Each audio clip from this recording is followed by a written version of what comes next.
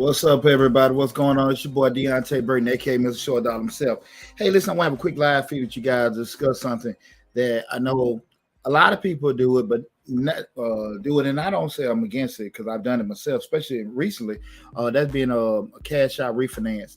But a lot of times people do a cash out refinance and they probably put themselves in a position where they've pulled out too much of their equity, or this is probably the most important part, they don't have actually a plan on what they're going to do with their equity. You hear people all the time, so I'm going to refinance my mortgage, I'm going to take some of the money out of my mortgage, and I'm going to do A, B, and C. And it's something different when you get a 30, 40, 50, $100,000 check in your hand, and all those smart ideas that you had planned that you were going to do with that money, start your business, fix your house, take care of your kids' education, go out the window because you want to start cruising, you want to start shopping, and you want to start doing all kind of stuff. And before you know it, all the damn money you had is gone, and you've taken the bulk of your equity out of your home. Okay. Again, so today you're having a quick discussion and don't blow all your home equity. Before we start off, guys, again, I am Deonte Burden, aka Mr. Short Dollar himself. You know, Mr. Short Dollar, we talk about personal finance, business, entrepreneurship, and investing.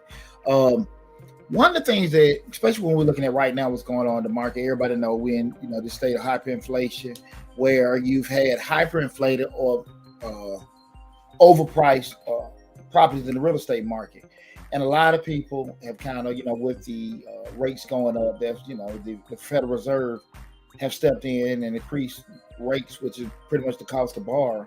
And usually the reason being, if you guys don't know, the reason why the Fed steps in and increases rates is to slow down people's interest in buying real estate. And because people's interest in buying real estate, because it costs too much to borrow, that makes the price of the homes decrease because you have less people interested, and that brings down the prices. That's the government's way of trying to curb inflation.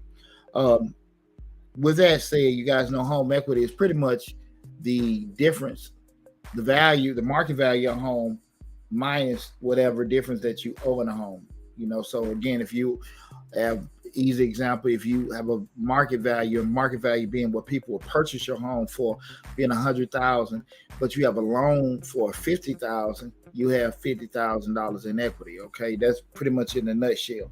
And as time goes on, we know in real estate, typically the value increases. So the house that you may have have a value of $100,000, it may go to $150,000 in 5 to 10 years, and that balance is decreasing.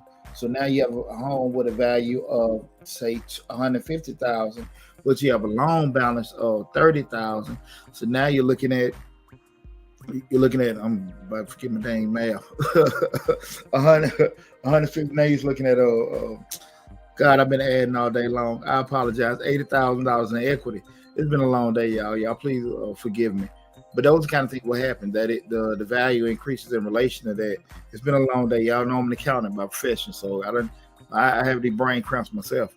But theoretically, that's what we're talking about home equity. The difference between the market value of what your house is valued at in relation to the amount you owe on your home loan. So we start looking at we start talking about refinance or cash out refinance. That's where a lender, either person you got the lender company you have the loan with, or you can go to a new lender.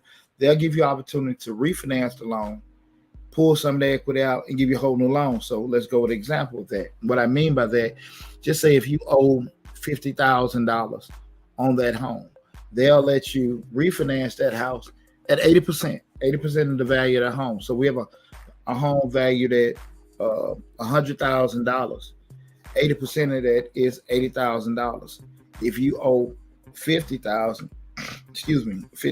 they would let you refinance the home at 80, give you a new mortgage for 80, even though you owe 50, and you just have to pay the 50 off, and that $30,000 difference in equity.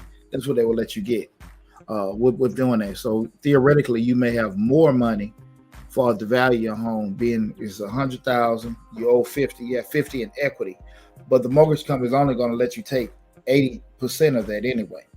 The discussion I want to have, and 80% of that 100,000 is 80. So just kind of keep that in mind. And if you guys look confused or something like that, please, that's what we're here now to have this discussion. Because the problem that comes up is sometimes people, when you have access to money, And it's one thing to sit and say, I want to do this. If I have this money, I'll do that and that. A lot of that is just conversation, because we don't have access to the money. We can say all kind of things that we would do and we wouldn't do, right? But when you have access to it, I'm sitting on this equity. I have an ability to go refinance this, pull some of this equity out, put it in my pocket. Now things change, right? And so what happens a lot of times, people refinance their mortgages at a high amount, and even from a payment perspective, sometimes it may not even, you can refinance your house, pull some cash out. If the rate is a lower rate, you may be paying a lower mortgage, even though you've got a bigger mortgage spread over more terms and at a lower rate. You could theoretically sometimes end up paying less, even though you have a bigger mortgage. That depends on, again, what we look at with the basis of how the loan set up, being with the terms and the rate that's set for it. The thing that I want a lot of you guys to avoid, especially right now, is don't blow that, don't overextend yourself, putting too much equity out, and also be very, very smart when you start dealing with your home equity. Again, guys, it's one thing to sit here and say, hey, I wouldn't do this, I wouldn't do that, and I got plans, but a lot of times if you're not comfortable or used to dealing with money, a lot of times it's easy to make, quote unquote, bad decisions when it comes to money. What I mean by bad decisions is nobody's gonna sit here and blow money on purpose. Nobody will, right? But a lot of times when we have it in our pocket, we get it, we'll sit here and make moves that we think aren't unintelligent. I had a partner of mine. He's supposed to be coming to windfall of money. I don't know if he has or hasn't already, but he told me he was going to start like day trading and everything. I'm like, my undergrad is in finance, and I understand the complexities will come with trading, and also the risks associated with it. Nothing wrong, good or bad, with doing it. But if that's all you got to sit there and say to yourself, is the wisest thing to make somebody move with that money. Long story short, his theory was, I'm not going to invest my money in things that are going to lose money. Well, who the hell is going to do that? Who the hell is going to put their money in the things that are going to lose money with, intentionally? I say all that to say, nobody's going to lose money on purpose, right? So when I hear people say stuff like that, I think you're in a damn fantasy. So when we start talking about, if you got your mortgage and you want to do a cash out refinance, guys, the first thing I would always ask, sit there and think about it. Just make sure you got a plan in place. Not necessarily you have an idea or a plan or idea of what you want to do with it, but a plan in place on how you're going to implement it. Can we start looking at theoretically, what are some of the reasons why somebody may be do a cash out refinance? Again, we're going to refinance this mortgage we got, take some of the equity and put it in our pocket, right? It's not a right or wrong way of doing it, anything like that. It's just theoretically, we want to make sure, again, we're discussing, don't blow the mortgage you have, don't blow the equity you have, okay? We do not want to pull this money out. Now we've spent all this money in the equity that we receive, and now we got this new loan that we're paying on, and not a damn thing to show for it, right? Maybe a couple stores, a little fun trips here and now, but overall, we don't really have a damn thing to show for it. So when you start looking at it, people may say, well, look, man, I got some home repairs I need to make sure you do. We need a new roof. We need a HVAC system. Now, again, we've talked about this before, Mr. Short Dollar. Typically, I recommend using a home equity line of credit.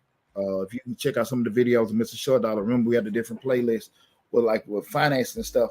I typically recommend, if you're doing home repairs, to get a home equity line of credit. And the only thing that is that you have access, instead of getting a whole refinance or a whole new mortgage, they're attaching an actual line or a dollar amount where you're looking at the same amount of equity that you have. And that may say, that same example we had before, you have a market value of $100,000, you have a loan of $50,000, you have $50,000 of equity. They may give you a line of credit. You don't have to use the line of credit. If you want to pull 10,000 out of it, 20, 30, 40, 50, whatever, they're just giving you access to your equity. And if you only going to maybe need $5,000, $10,000, He said, really, I don't want to get a whole new loan for that. You can do that home equity line of credit and use that for repairs. I typically would advise people to do that if they're looking at doing repairs on a house instead of doing a whole refinance. But if you're looking at doing a whole cash out refinance, I think it was emergency purposes, want to start a new business, investment, things like that. Guys, make sure, again, you have some kind of plan set in place in regards to, from the implementation standpoint, in regards to what you're going to do.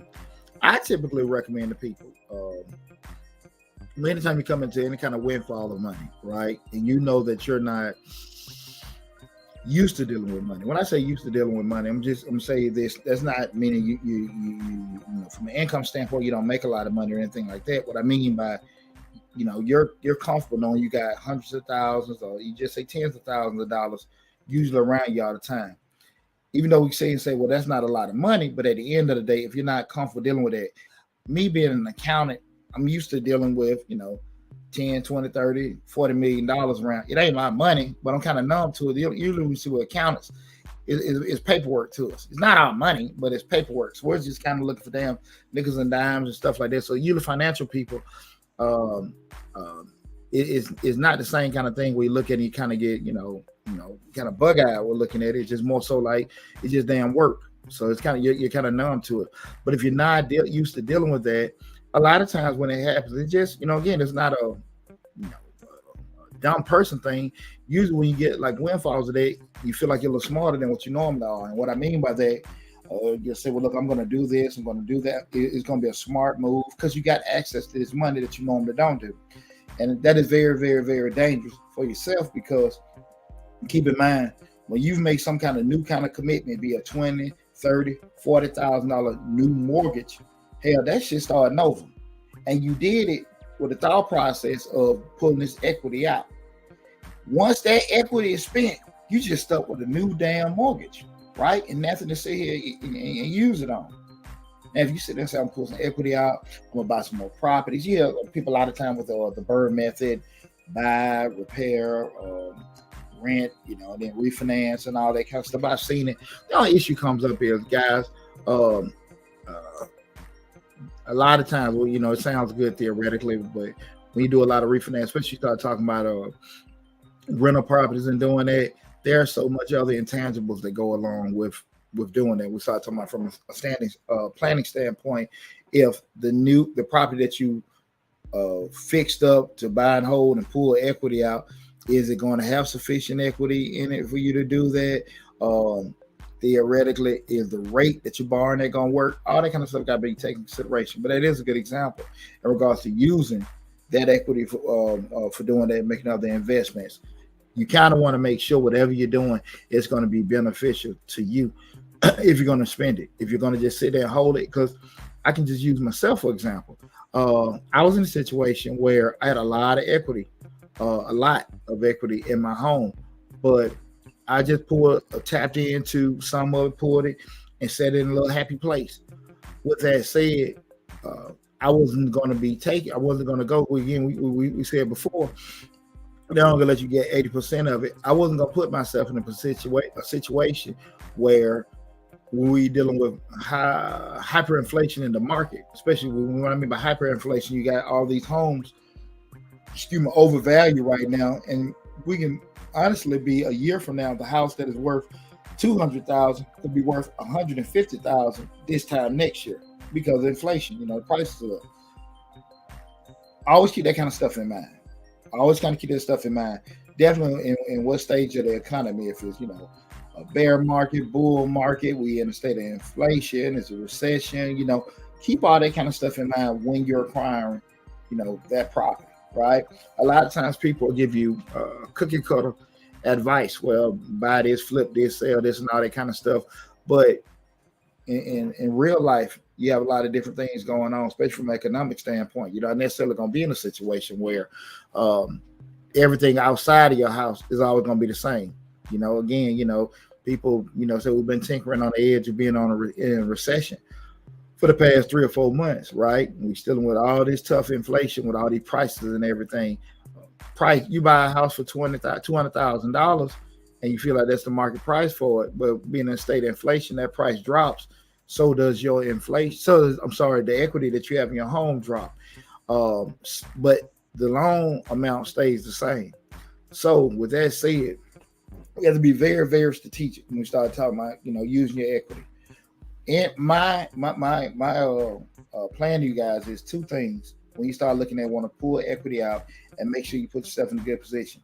The first thing is that if you were to take equity out of your home, right? If you take equity out of your home, in the grand scheme of things, you don't put yourself in a position where you're going to be upside down, right? You say, well, D, who the hell going to do that? At the end of the day, there are a lot of homes that, with the prices and the values that went up, and depending on how you do the math and stuff, if the market corrects itself, it will mean adjust, as far as the actual home values now, and we say correction, and from an economic standpoint, it kind of fixes itself where prices may go down and level themselves off.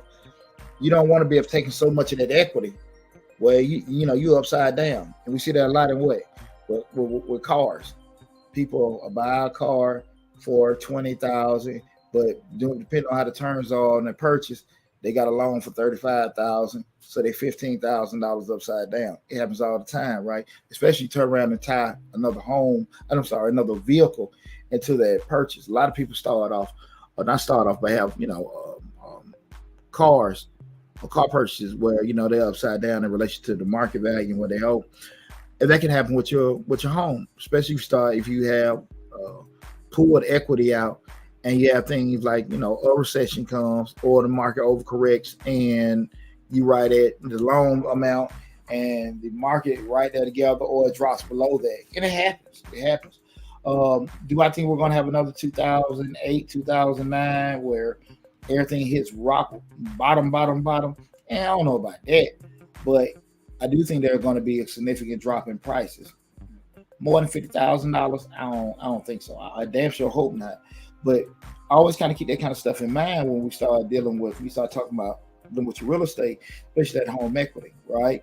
You got to make sure that, again, you don't put yourself in a position where you're going to be upside down, with that. You got to make sure that you got to be looking with that, okay? If you got a certain amount, that even if the market corrects, you still got a good cushion and the math works. Because you say, look, I'm at year 10 of my mortgage. If I turn around and add another 10 years back on it, or I'm even at year 20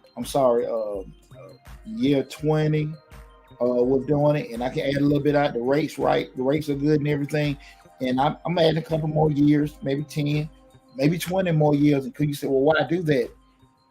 At the end of the day, I go to that end because I really want to give my example from a financial standpoint, and explain the way I look at it in regards to mortgage insurance and things like that.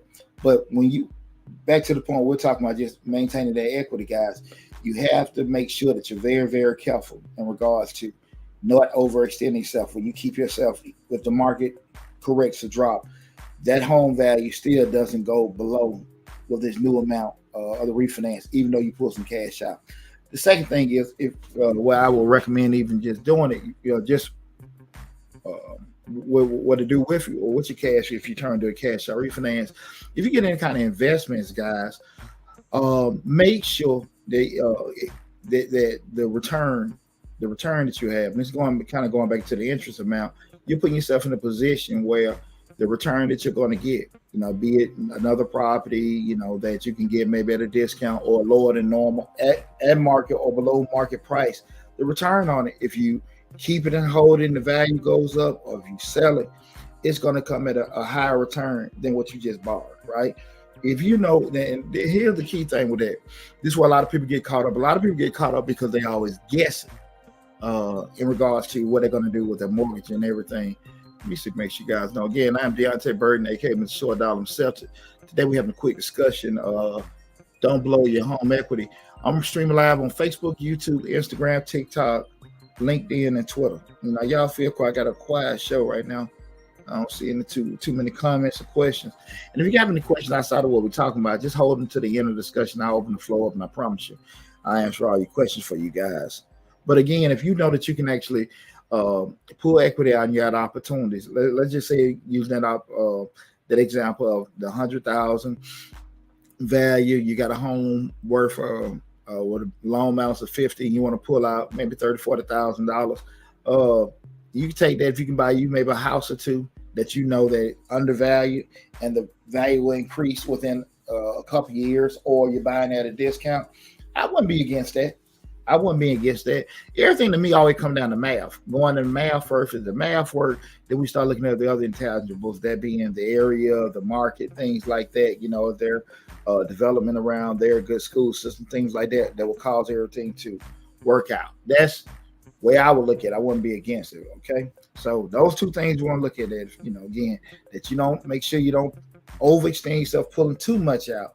Where if the market corrects, it'll put you upside down. And also, we're looking at where you can actually take that equity and actually grow it. And you got to make sure, guys, if you're not a disciplined person, right? Again, money makes us think that we're smarter than what we are. If you're not a disciplined person, I don't want you to sit here and say, but hey, you can't do it. But you got to make sure you got a proper plan in place. These are the order steps I'm going to take with that money once I got it. That is so, so important, right? Because again, if you're not used to doing it, you can get caught up real quick. Again, we know you just, I hate talking about it. You're saying, well, this PPP and the disaster loan, 2 or 3 damn purchases and your money's gone. Because a lot of times when you get a certain lump sum of money, you think it's going to be there forever. You're like, wow, it's easy. A lot of people say, well, that's not a lot of money. I know what to do with it. A lot of times you know what to do with it. Yeah, it's already happened. That's just being straight up. So seek counsel. Go meet with somebody or go to a couple of seminars. Go, hey, this is how to do, certain investments. If you actually, looking to come to a windfall of money, maybe get you some kind of financial advisor, consultant. But I definitely wouldn't just try to shoot from the hip if I'm not used to dealing with large sums of money. I'm just being very, very honest with you right there. I think that's extremely dangerous because, again, money makes us think that we're a whole lot smarter than what we are. Okay. Now, let me spin something for you guys, right? Because it just had, I was having this discussion the other day because there was some people talking about, why would you get a mortgage, right? From the get-go, right? And I'm gonna do a video on this. Guys, I'm an undergrad in finance, so I'm a numbers nerd. And a lot of times people will say, well, why would I get a mortgage? And for a house for $150,000, we just throwing out numbers, right? Well, I get a mortgage for a house for $150,000, and after 30 years, I've paid $300,000 because of the interest I paid. Right? That's one way to look at it. So I just spend $150,000, and I got my house, and I'm good. This is the thing what you're missing with that, right? This is what a person that doesn't understand numbers or math from the perspective of financing really doesn't get. Keep in mind, the government is going to allow you to, write off that mortgage interest, right? You're already getting that money back, that interest. You're going to get that back. The key is what happened. A lot of people don't do a damn thing with it outside the form of a refund check, right? But if you have a house, right, and you're turning around and say that I got this mortgage and I'm paying X amount each month towards the mortgage, so much is going toward interest, things like that. What behooves you is if you turn around instead of paying, let's say you got a house, I'm just trying to get easy math. Let's say $200,000 house, and your mortgage is $1,000 a month. Just roll with me, guys. Your mortgage is $1,000 a month, and out of that $1,000, because we know when we start a mortgage off, the bulk of that mortgage payment in the first, let's say 15 years is going to interest, right? And as the loan goes, further down the amortization chart, you're paying more toward principal. We know that theoretically. So why, Deonte, would I get this mortgage, pay all this damn interest over the years? Now I paid almost triple. The reason being is because just say if you got this this $1,000 payment each month, and just say $700 is going to interest, right? 7 times 12, 96. Y'all bet I had a long day, right? 7 times 12. Damn. There we go. 84. Lord have mercy. Hey, listen. 84, right? Y'all start laughing. It's been a long day. So we look at 80. That's $8,400, right? $8,400 for the whole year. The thing you gotta look at, that's being discounted. That's being interest. The $8,400 that you're paying in interest that you had, could you make an investment over that same 30-year period, with the money you weren't paying, and make a big return? More than likely, yes, because you're borrowing. Keep in mind, you're borrowing at what, 4, 5, 6%, right? So if you know that that's the rate getting charged, the market yielding a better return than that. I'm not even talking about going out here day trading or anything like that. You can just get you a regular S&P index fund and be, accruing, have your returns over 10-year period, 8, 10, 12%, right? That's just regular history. I'm not trying to tell you go out there doing the stock trading anything out of it. But if you just look at it from a mathematical standpoint, the money that you're paying in interest, right, that you're going to get back when you itemize your tax return, if you just look at a period of time, yeah, you will be paying a lot of interest over the lifespan of the loan. But the opportunity for you to take that same discount and put it in an investment, it could be higher than that, right? But that's just going down to being disciplined, right? Because if you turn around and come out of $150,000 or $200,000 to pay for a home, remember, in finance, cash is king. That money is gone. Right? And most people just don't have that kind of damn money. So just say if you want to spend $20,000, $30,000, $40,000, $50,000, you say, okay, I used to hear a lot of time growing up, some of the elders in my family, I paid for it, cash money. I went and paid for the whole thing. Yeah, you did. The whole thing about it, you still don't understand. From we started talking, because we I hear it a lot. People want to invest, they want to plan for retirement and do things like that. Because the average person doesn't know what Deonte knows. They ain't got all, they don't have this finance background. So the average person was sitting there looking like, what can I be doing to make my money grow? Because we had no shortage of information on the net. Where people are putting things out where you can buy this and you can have that. That's bullshit. If it were easy for everybody to get, be financially independent and have hundreds of thousands of dollars in their bank account over a short period of time, everybody do it. And I think sometimes only people that make some of these videos probably need to show some damn receipts outside of some house or boat they done rented. But that's another story. So I'm saying what I think, me personally, I always kind of be looking at when you want to spend full dollar amount for anything, car, house, any kind of major purchase, right? Kind of keep in mind with whatever I'm paying on that note, what I'm borrowing, the savings that you have by instead of coming out of the whole thing, because you can take 100,000 and just look at it. What could I be doing if I spend all that money one time at these portions that I'm making these payments, even though I'm paying bulk of it interest? Could I be doing something else at a higher rate? More than likely you can, guys. It may seem like you're paying a lot more over a period with interest, and you are paying that. But the money that you spend instead of coming out at 150, because you come out at that's gone. But if you just coming out at maybe $8,400, $700, so even just $8,000, $12,000 a year, you still have $88,000 that you could be still investing, doing other things with, right? Just kind of keep that in mind. And if that's kind of like confusing now, it's easy for me to think of that way. That's fine. I get it. I always say self-assessment is the most important thing, knowing yourself. But if you can actually get somebody to sit there and holler at you and explain, hey man, meet with a financial advisor and and have some conversations. You don't have to buy anything, you don't have to sell, you have to make the purchases, but just kind of get some kind of advice on different things you could do. Is there a financial advisor going to tell you the best thing or get the best strategy? They probably get the best thing for what they know, but at the end of the day, it's still further along more likely than what you know. You can always, you use Google University, YouTube University, go to your library and stuff and engulf yourself. But most of the time, we got something called life, and you got to be realistic how much time you got to put into yourself to become very, very knowledgeable on certain things. Everybody in this world can do a lot of stuff. I mean, I can build a house from scratch. I'm pretty sure I can put a whole motor together and everything like that.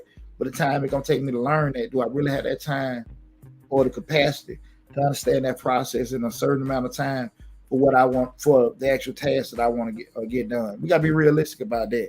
You get into a lot of trouble when we try to do everything. We try to get, do all this stuff ourselves because, we feel like sometimes things cost too much, right? I understand a lot of times I get phone calls all the time. What you guys charge for consulting? We charge $210 an hour. I mean, but we're going to give you, 5, 10 times that the value for the advice.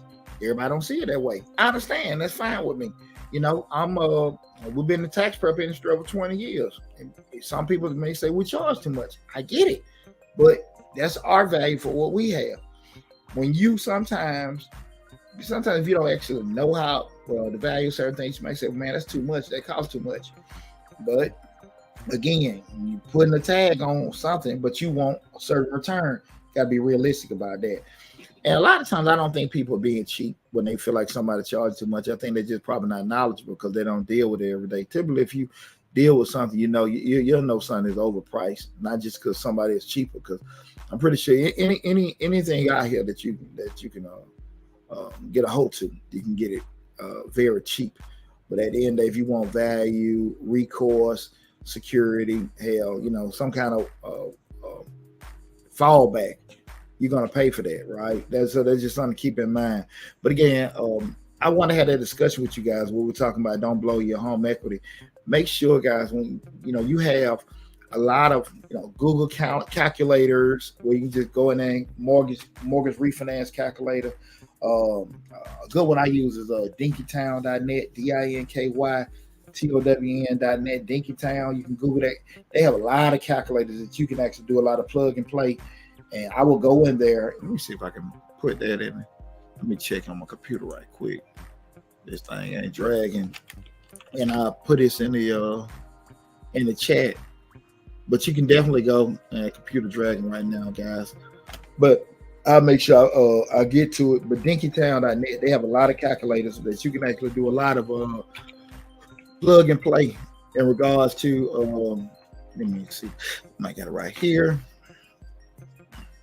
That's it, dinkytown.net. Let me, if I get this, I'll put this link into the chat. Again, I'm Deonte Burden, aka Mr. Short Dollar himself. We're having a discussion today talking about don't blow all your home equity. We're streaming live on Facebook, YouTube, Instagram, TikTok, and LinkedIn. Too many people contribute to the discussion today. So listen, guys, I just want you guys to make sure, again, use those mortgage calculators. You can go on Zillow and forgot the other place, get somewhat market rates for your particular area, so you can actually do a lot of front end math. That's what we try to do a lot of in finance, before we make deals. A lot of times people don't want to do that kind of stuff because that makes you accountable. Instead, it gives you an opportunity where you can't say, I don't know, nobody told me. I wish, somebody, no one set me down. All that other BS. I'm telling you where to go. You can go to any one of these places, get your Google calendar. Just put the link for Dinkytown. You guys know on Instagram and TikTok, it's not, on the same stream channel. But if you check out the video on Mr. Short on YouTube, which I do recommend everybody, no matter what platform that you're watching us on right now, go to Mr. Short Dollar on YouTube. That's the main hub. Over 400 videos on Mr. Short Dollar.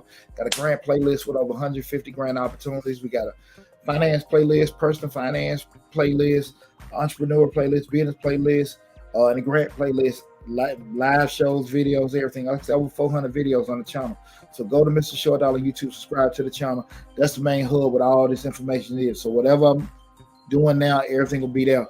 But definitely, guys, you can check that out. Get that link for the Dinkytown. But you can go to Google. Just say, I want a refinance calculator. Google it up, pull it up. Go to Zillow or one of those other real estate sites. Get the value of it. You can just plug and play.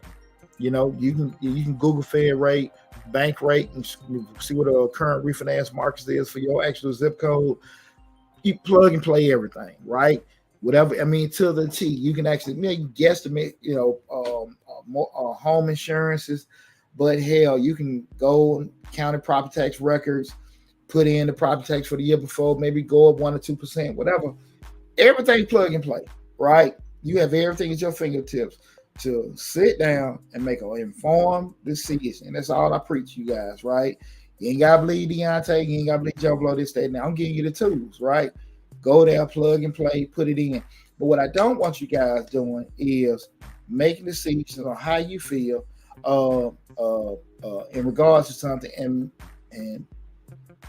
overextending yourself, or taking that equity and it's disappeared because you didn't have proper planning, and then it's gone. Okay. Hey, what's going on, Kelly? Kelly asks, do you recommend a HELOC? And Kelly, you must just came in. We just talked about HELOCs earlier, and that's a home equity line of credit. I do recommend HELOCs, but like I said again, I recommend them on more repairs when you're doing at home, on your home or something like that. If it's good to have, because it's best. I always say, guys, it's best to have and not need and need not have. If you know that you're going to need the money, or the money maybe have a chance of maybe disappearing, that being the equity, the value going up, and the math works, you can refinance, take some cash out. I was in a situation here. I was going through a divorce, so I had to refinance to get the house in my name anyway. So I couldn't be. I made it a good situation for me, but my hand was already forced, so I had to do it anyway. Fortunately, I know finances, so I was actually able to make a good decision. But in the state, the point of a HELOC, and if anybody just came in late, home equity line of credit, the difference with the actual a refinance of a mortgage, that's a whole new loan where you've taken it. And, you may only be owing $50,000. We have a market value of $100,000. We're doing it for easy math. A market value where people buy your house for being $100,000. They'll give you a new loan for $100,000 with a new payment, new terms, and they'll cut you a check for $50,000. Now, again, keep in mind, guys, we have closing fees, things like that. We're just speaking for easy math. The HELOC, a home equity line of credit, is the same. Theoretically, you owe $50,000 on that home with a value of $100,000. They give you a line of credit of $50,000. And you don't have to make any payments at all if you never borrow from it. But you can take $2,000, $3,000, $4,000, $10,000 from it, and then you make payments on that portion of it that you borrow. Typically, if you know that you're going to be doing some repairs around the house, something like that, I get the home equity line of credit, pull from that, do that, make payments, keep it moving. Right? That's one of the things. Let me see this right here. Make the payments from that. But that's typically how I would do that. If you have short-term objectives and you're sitting on that equity, we're doing that. Maybe had to pay for a certain piece of equipment or expenditure on the house. Again, like that, a new HVAC, new roof, things like that. I would recommend using that. Kelly says, yes, I did just drop in. However, I'm looking to pay off credit cards, but don't want to do a personal loan. Well, let me say this to you, Kelly. At the end of the day, great point, Kelly. I want you to hit that link where I got on Dinkytown. Dinkytown has probably about 50 different calculators. And again, to the point, the question was asked, she didn't want to pay off credit card debts, but she don't want to get a personal loan, right? At the end of the day, what makes sense? The math.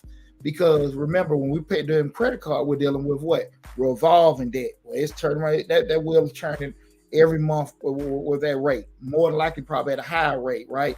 Whereas you get a personal loan, which is usually an installment loan at a fixed rate, at a fixed term.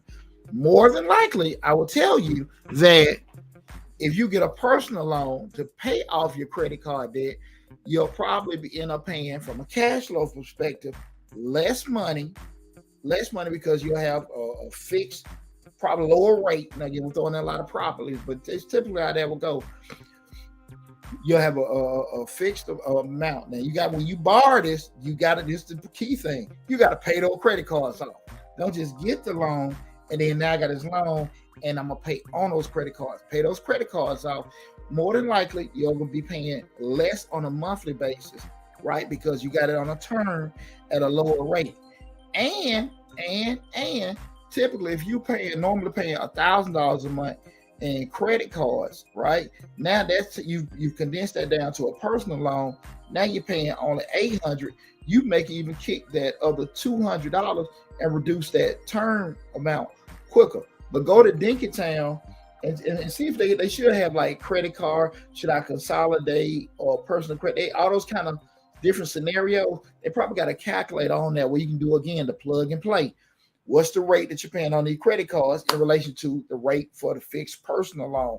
Remember, you're dealing with revolving debt, and then you got, your installment debt. Okay, this is constantly adding and calculating and spinning around each month. That's stuck, right? That's stuck. We start looking at installment debt. That'd be your car notes or any kind of fixed loan and stuff. That's going to be the same every month, right? Fixed over a certain period. these wheels are turning right here and everything. So again, mathematically, it probably will work better if you get a personal loan, pay that off. But you got to be very disciplined with getting the personal loan and paying it off instead of getting a personal loan and paying on it. And now you're paying on both, right? But again, uh, don't just go off what Deonte says. Go to one of those calculators, and if you have any issues with it, again, just make a comment on the video later on. We're doing it, but I'm about 150% positive that you can find a calculator that you can plug this information on. Okay, I got Sonny's DIY space. Got in trouble with a HELOC with my second house because I wasn't diligent and aggressive with paying it off. I had no payments for about 3 years. 3 years snuck up on me. Gotcha. But that goes back to what I'm saying before. I appreciate that comment. And theoretically, what was said was the HELOC. She got in trouble with the HELOC, and because you didn't have to pay on the HELOC, and next thing you know, bam, it came up. A lot of times, and that'd be at discretion how the lender does it. They may say you might need to start making payments before. They may get a delayed payment, and that's from lender to lender on regards to the repayment terms that they give you guys. But you gotta be disciplined. I can give you all kind of tips and tricks and stuff like that, but things you can do. You got to be disciplined, guys. You got to be disciplined. That's one key thing that I think a lot of times people are missing when people are giving advice on the net. A lot of times, a lot of these people, and I've been in business long enough. I don't like talking about other folk business. I don't like talking about other people don't know what they're doing and anything like that. I don't like getting into that because I know how difficult, how hard it is to build your business, to build your brand. But it's a lot of people here don't know what the hell they're talking about. And they're talking on things they heard and definite things they never did. And what I say all that is the key component. A lot of anything that you can do probably have some kind of traction, a way that it can work. The problem come up, will it work for you? If you're not a disciplined person. If you're not the type of person that want to take any kind of risk or anything like that. If you're not the type of person to go out there and seek information and try to get help and get this. And you should beating yourself up about it. Your demeanor is your demeanor, right? The key thing is you got to make decisions and moves that are best for you, right? Let me say something to you. I think it's very hard, especially getting north of 40, to change how you are, right? You can start working out, doing things like that, but just getting a whole new demeanor on certain things, I think that's kind of difficult. And again, it's nothing wrong with that. You just have to plan accordingly to how your demeanor, how your attitude, and the way you move is, okay? What's good for Deonte may not be good for you, right? You got good credit. I don't. I have several kids. You don't. I'm not available to do a lot of other things. My risk tolerance is a certain way. You're the exact opposite. We're not gonna move the same, right? And it's not smart to do that. That's why I don't really, go into a lot of cookie cutter advice, only because of that. Everybody's different, right? What I try to do is direct you and give you the information, and also direct you to different places where you can get other information, and then you can do what? Make an informed decision. Kelly said, thanks so much. I will click the link when it's done. Okay, cool. Yeah, make sure you do that because, again, guys, a lot of people avoid using tools that are out there because, again, everybody don't want to be accountable. Everybody don't want to sit here and say, well, look, I know, I knew I shouldn't have did this. It's very easy for people to say, I didn't know. Nobody didn't tell me, just kind of go and all the other stuff, other books. But we don't need to do that. We want to always be able to make informed decisions. The key, what I want to keep doing with you guys is sending you in the right direction where you can use it and then put the information in. That's the most important thing for me, to make sure that you guys know where to look, okay? So, again, we had this discussion that we talked about, don't blow your home equity. Be smart, guys. I do think that, you're going to have, some market corrections in the next, definitely by the end of the year. Hell, how big a different price will be this time next year as opposed to now, I don't know, but I definitely know there's going to be some market corrections. So you got to be very, very careful. Even with your damn home purchases, you buying a house right now, keep in mind, like, hey, man, look, how much, from the quote unquote value, how much is going to be dropped? I don't think it's going to be anything uncommon for people that bought a home in 2022 to have negative equity in 2023. Now, do I think it's going to stay like that a while? No, I doubt it, but I definitely don't think it's going to be uncommon for a lot of people that bought homes this year to have negative equity in that home, unless you got a crazy deal, right? Unless you got a crazy deal. But you pretty much bought your damn home at market value. Uh, yeah, it's probably gonna happen to you. Probably gonna happen to you because again, I think a house um that you may have bought for $200,000 this year, this time next year, be round by that 185, maybe lower, but at least that 185. I think I'll lose about 15 grand in equity with doing it. Again, and I've seen um, properties I got that were scratching at 4 months ago. They done came around like mid low twos. Hey, one of them uh, went under 200,000. So that's their 100,000 in equity. Should I pull some money out in doing this, that, and that? Hindsight, the best side. But at the end of the day, I don't know how far it's gonna go. It wouldn't. I don't never count deals that I missed out on. Some people say, "Well, hey, man, you stupid for doing it," but it's cool. It might go to the value can drop lower, and I can be SOL. So I don't really trip on that on no particular things. But I will say, guys, be very, very cautious. And again, I did a video about a month or two ago. I would recommend if you want to do any new purchases, not a refinance, wait till at least the end of the year. That's what I'm doing. I got some stuff, man, coming across me now. My real estate agent been sending me some stuff, some good deals. You guys know I'm in the Metro Atlanta area. I've been looking some stuff kind of like in Macon, which is making about 45 minutes an hour south of Atlanta. They got a somewhat growing market because they're putting different things in Macon. Macon is like a city town. It's a city, but it's it's Georgia. Everything's country here. So but it has a growing economy, and there are some deals there. And the damn thing reasonable in Atlanta right now, especially in the city, with doing it. But I'm still kind of just like I don't know. I mean, the thing that you may see for X couple months now will it drop? I don't know. I might miss out, but I'm kind of cool with sticking to my guns with it. Let me see this above all others to thine own self be true. Absolutely. And again, guys, I really want everyone to do a good job of self-assessing yourself. So we start talking about investments and finances. You know how you are, right? When you know how you are, don't beat yourself up because you ain't disciplined, because you're not a good saver, this, that, and that. Use technology, right? You got Google Calendars, Google Alerts, same thing with Apple and all this stuff. Send you reminders and stuff like that. You can get accountability partners. You can get a financial advisor. You can get your financial coach. You have to do something. You have to do something. You got to put some kind of effort out there. But try to do a good job of finding things that can help you adjust your shortcomings, right? That's what I want you guys to understand. Make sure that you can try to find that. Kelly said Griffin has good deals too. Yep, I got a list of stuff coming from Griffin as well. I got a list of stuff coming now. Hey, my family from Pike County, Kelly. Yeah, so that's another city right south of Atlanta. But I want to you guys make sure you're doing a good job of just taking time to make yourself informed and stuff, because you got a lot of crazy stuff going on. Crazy in a good way. With the trading, the fixing, the flipping, and all this other kind of BS going. It's a good thing, right? But you want to make sure you're doing what's the best thing for you, right? What we got right here, right here on TikTok. I'm sorry if I ain't answer you quicker. Yeah, Atlanta getting good deals, even on Peachtree Road. Do I have to live there to buy that? No, you don't have to live anywhere. I don't know if anything good deals. I grew up in the city of Atlanta, on the west side, in the Bankhead area. I got my house I grew up in, and everything and stuff. And I've done stuff on quiet stuff on the west side.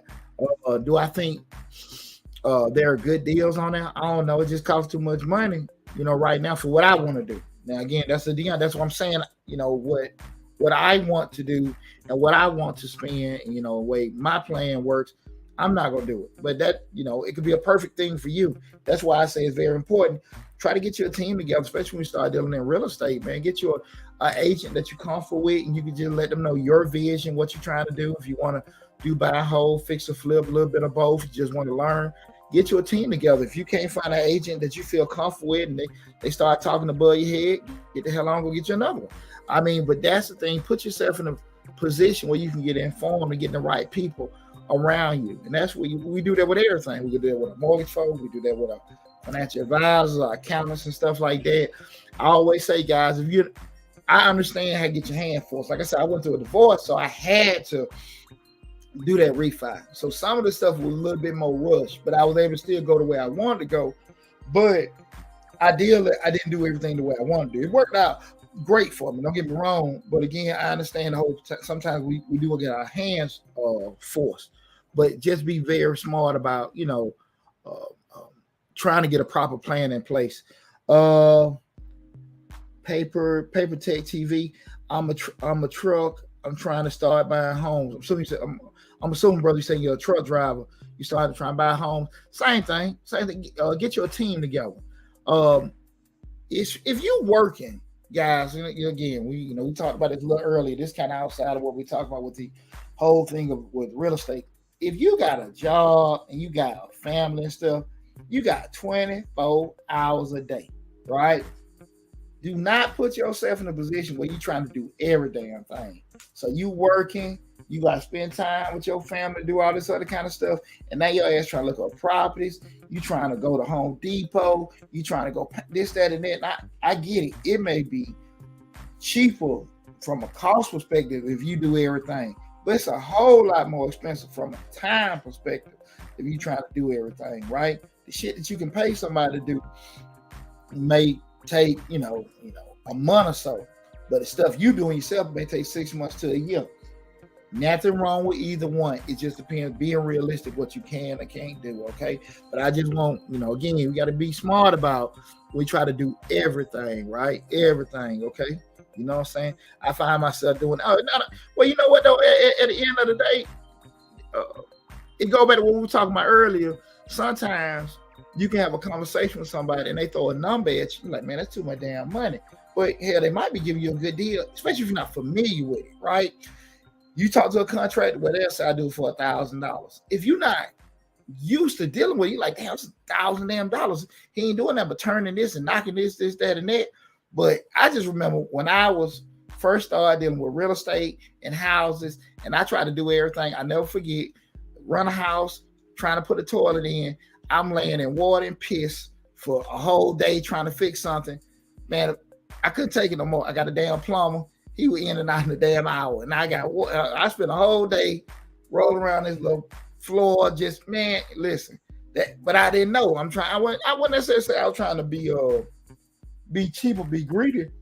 In my mind, I was just like, damn, I didn't understand, again, we talking over 20 years ago. I didn't have the whole understanding of time value and things like that. So I'm being transparent with y'all. This ain't nothing, I can kick it with you and just tell you some things, but just talk to you all the time. I can just say, well, look, where I messed up at. See, we got here. I mean, that's why I'm so new to this. And here's the thing about it. That's why the main thing we want to use on this platform, make sure we sharing information. I'm 20-something years in the game, 21 years in game in business. I'm an accountant. I got plenty of damn degrees and stuff on the wall and stuff like that. That's what the old channel is set up. We've been doing this for 6-7 years now with Mr. Short Dollar. So definitely, guys, no matter what platform you're looking at, if you're on TikTok, LinkedIn, YouTube, Twitter, that's what we're streaming on right now. Go to Mr. Short Dollar on YouTube. Over 400 videos on the YouTube channel. So I've been doing this for a minute, guys. Okay, so that's the main hub. We got different information going on different platforms, but the YouTube channel, that's where all the videos are at. So you got all of them, everything segregated: real estate, personal finance, financing, grants, entrepreneur, all business. All those videos are segregated different lists. So you just got a particular thing you want to look at, go check it out for free. Do we do personal consultations and all that stuff? Yes. Again, go there for free first. If you don't see what you need, then you can give us a call, right? I've been in business long enough. I'm cool. That's why I can do this for people. Go check that out first. Go to the YouTube channel, subscribe there, look through all that great information there. If you don't see your question answered, then you can give us a call, okay? But again, that's there for free, okay? And take advantage of it, okay? I'm locked in on you. I might need your service when I'm buying a home to provide me with info. Hey, lock us in. Go to YouTube channel, lock us in and stuff.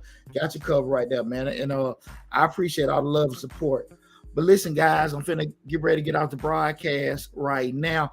I got another YouTube channel, guy. One disclaimer: Changing Lives, hosted by Deonte Burden, where we talk about motivational family stuff and everything like that. I probably do a live feed with that later. But if you can Go on YouTube. I'm on I'm on all the different platforms: Facebook, YouTube, Instagram, TikTok, and all that. If you look up Changing Lives, and even on YouTube, it's Changing Lives, hosted by Deonte Burden. You see a little blue man logo and stuff. We got over 400 videos on that YouTube channel. Between the two channels, it's close to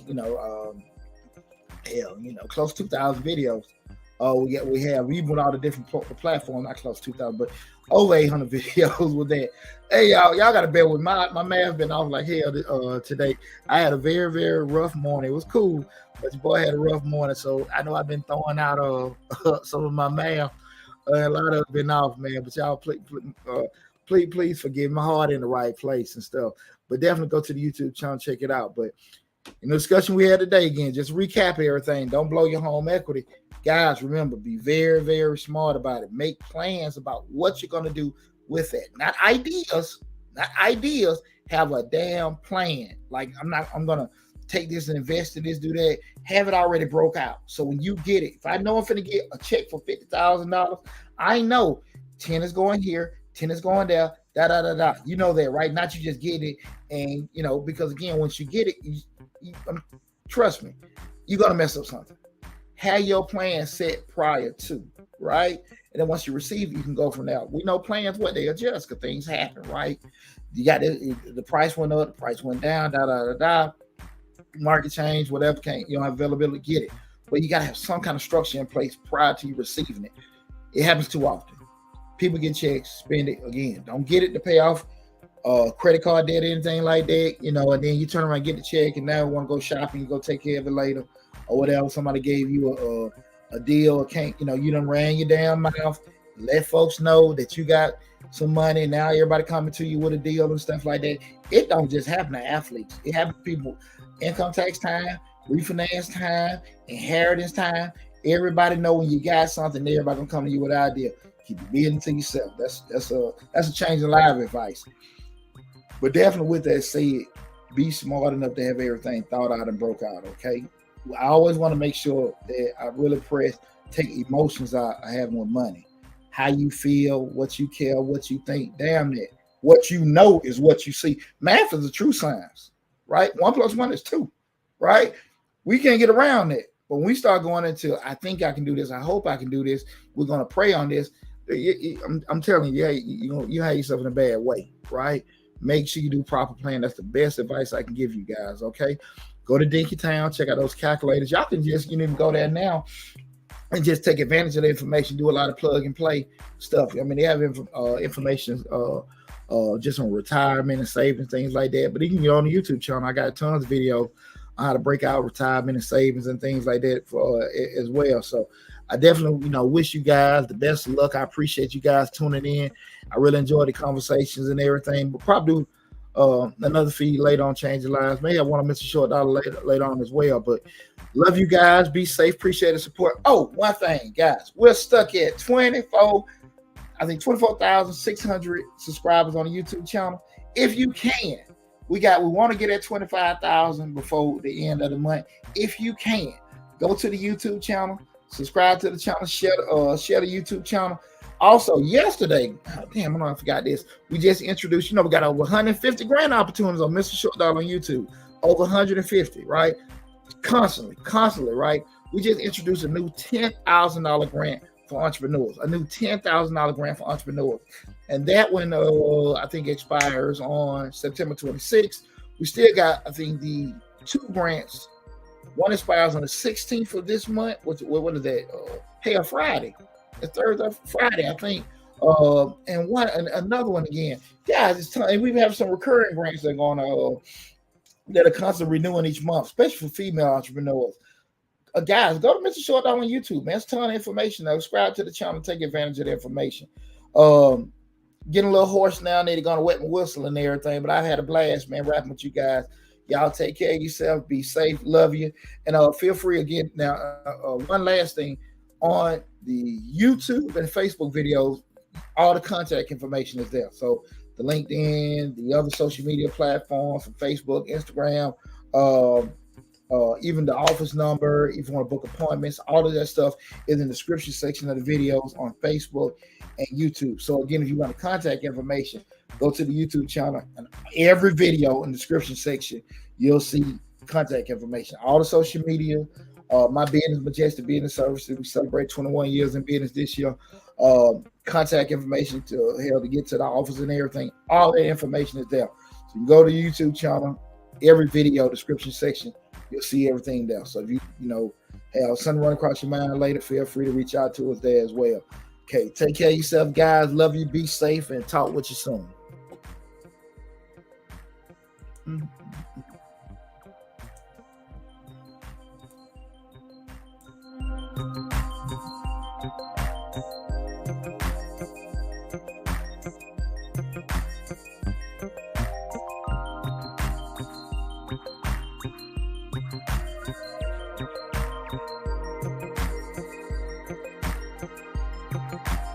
Peace.